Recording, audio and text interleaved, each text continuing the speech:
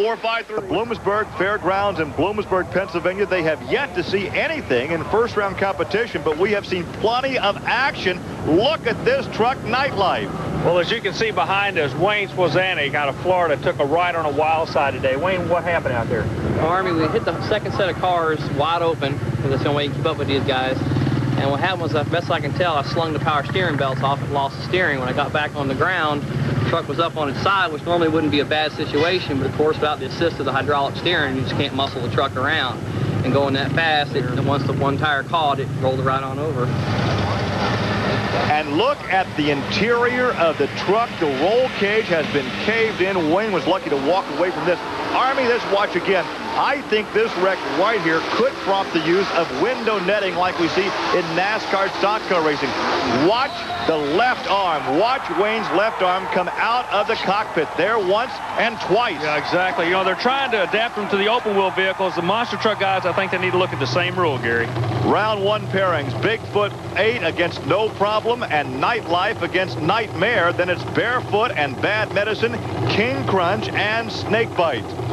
Taurus will take on Above and Beyond and the Carolina Crusher against Micro Machine as we look at work under the two-frame Bigfoot 8. Now, the qualifying session was interesting. Earlier today, we talked about the Nightlife vehicle. Bigfoot had some problems. We had a throttle stick on Scott Stevens' vehicle, so these guys are really laying down the law trying to get good qualifying shots in today here at Bloomsburg. Bigfoot looks like he lost a drive shaft there in qualifying as they continue to work on Bigfoot 8. And then the rear end actually broke on it and it crabbed over to the side or walked sideways. Well, there is Nightlife. Wayne Swazanic out of Jupiter, Florida. He can still drive it. And look at this. He's going up against Steve Hess from Columbia City, Indiana. And can you believe he can still race this vehicle? Well, I want you to keep something in mind. We're going to be up front with the folks. Don't look for a cavalry charge, but he's still running him kind of hard. He was going up just to pick up the points. You get round money points. This kid out of Florida well, trying to be in trouble. Look at this. Nightlife's going to win it. Nightlife was almost dead in the water. Then Nightmare has a problem, and Wayne wins it. Wayne comes back trying to pick up just a few points here. He's going to go over to the next round and pick up more points. But earlier he brought to our attention about the possibility of a safety net. These guys may need to look at a thicker wall tubing for their roll cages to keep them from collapsing. The tubing they're using now basically is designed for like a 2,000-pound vehicle, and these rascals weigh 10,000 pounds. Wayne will continue on in competition. He's standing by with Army. Well, when Nightlife came in this morning, you didn't have any idea you'd be talking to me under these circumstances, did you? No, not the first time, nor this time, actually. Well, the flip, you got the truck back together. What about going in the next round? You're still a player today. Yeah, we're hanging in there. You know, with a cage like that, I'm scared to run the truck too hard, because if it did go back over, I don't know if it had the strength to support it the second time without a really good repair. We take a look at Bad Medicine, Don Van Loo, Jefferson City, Missouri. And here is Fred Schaefer in the dreaded Barefoot. There's a motion picture about a monster named Fred, and the monster truck guys, they know the story on Barefoot. We told you earlier, he's here just to do one thing, thump these guys big time. He picks on Van Loo, who relies on the Chrysler horsepower.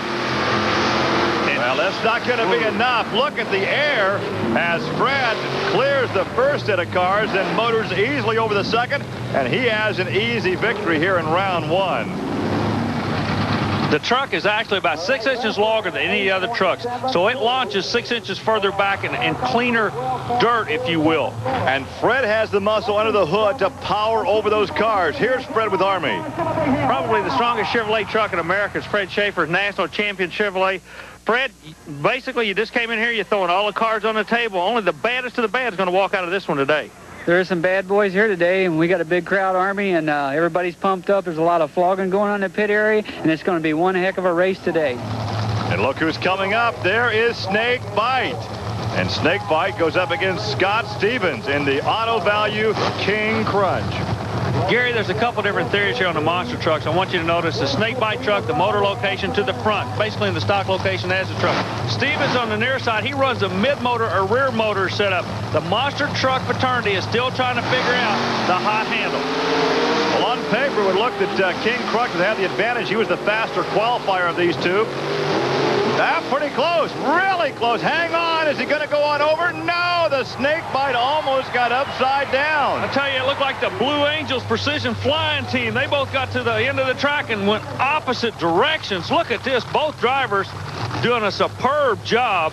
Well, Scott has the advantage right here, Army, but look, the final 100 feet, snake bite almost gets him. Well, you're down there in the pit area. You've collected both the drivers. Gary, one thing's kind of interesting in drag racing, ET's important. We've got an interesting situation here. The loser actually went quicker. Cole, the word we get is you were quicker, but he got to the other end. Yeah, Army, I was going down through there. I seen he was a little bit ahead of me, so I really stood into it pretty hard, and this grass is really slick down at the end, and we had our hands tied up and we was trying to get it under control, and I had to let out just for a minute, and that's when he probably got me. You're kind of being a nice guy. Before we went on camera, you're kind of taking a cheap shot at him. Scott, auto value going to the next round, what would you do different? It was a good race. I was worried about getting disqualified. That snake bite truck, no telling what they're going to do to you out there. It was just a good race. He didn't run over me like, he told me he was going to. So it was a good thing. I am just waiting for somebody to try to pull off his headgear as we take a look at Pat Suma and Jack Wilman as they line up side by side. Once again, we have Taurus above and beyond. Jack Wilman has been around this sport as long as anybody. He comes out of the Granite City, Illinois area, right across the river from St. Louis. He's going up against Above and Beyond, probably one of the newest trucks on the circuit. So the odds-on favorite has to be the Chevy in the far lane, Gary. Well, of course, Taurus is a brand-new ride, a brand-new truck. Above and Beyond in trouble. A ragged drive for both of these guys, but the victory will go to Taurus. Nothing pretty about that. No, not at all. But I don't think that Jack was driving. He knew how tough the competition was. He ran just enough to beat him. Now, one of the things you got to remember, though, on these jumps, there's a missing car. The second car is missing, so you have to clear about 10 feet in the air. So you got to drive hard enough to get over that hump, Gary. Well, as we take a look now at the Carolina Crusher, there he is, Gary Porter. And Gary Porter, the second fastest qualifier here this afternoon, right behind Bigfoot. And in round one, he goes up against Micro Machine, John Bream. John Bream out of Jeff City, Missouri. He and his brother Bobby been around the sport for many years. As a matter of fact, they actually run 3 trucks in the Monster Truck Series. They brought the Micro Machine over to them to go head-to-head. The old Carolina Crusher. Gary Porter in that big Chevrolet, side by side to the second ramp, and who's going to win it?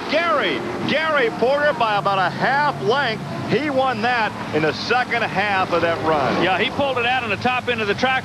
Well, one of the things I was watching, I hope this camera angle shows us, John Bream had his hands full in that last 100 feet, the shutdown area. Watch Bream from here on. Reporter settle down. Look at Bream. He is still bouncing. There's a dip in that left lane. The drivers are getting spooked about it, Gary. And now here is Bigfoot, Andy Brass, Bigfoot 8 out of St. Louis, Missouri. He is the fastest qualifier. He goes up against John Moore in no problem. A pair of Fords, a pickup, and a Bronco. Both of them running 460 cubic inch supercharged engine. The Bigfoot team relies on the blower drive service out of California to help make their horsepower. This will be a big challenge for John Moore, but he's going to run him tough. A lot of smoke from that short wheelbase Bronco. Andy Brass takes the victory. It was a good ride, though, for John Moore. And there is Bob Chandler, the man behind the Bigfoot stable. We look once again, and the Army will have you walk over and see if you can't corral John Moore after we take a look at the replay. And there is the margin of victory for Andy Brass in Bigfoot. Moore, the Bigfoot boys knew you're going to run them tough. That's exactly what you did. Yeah, I had to give him everything I had. I had to try and get him on the light first. And then I knew I was going to be down on motor a little bit, but they had to run it for all it was worth, and I sure tried that. Well, we have some bad news for all the Taurus fans. That is a brand new truck, had an easy first round victory over Above and Beyond, but there is something amiss in the drive shaft, and Taurus is out of competition. Bigfoot a winner, as was Nightlife in round one competition, also winning Barefoot and King Crunch. So now we're set for round two competition as we take a look at the other winners. Snakebite and the Carolina Crusher will advance.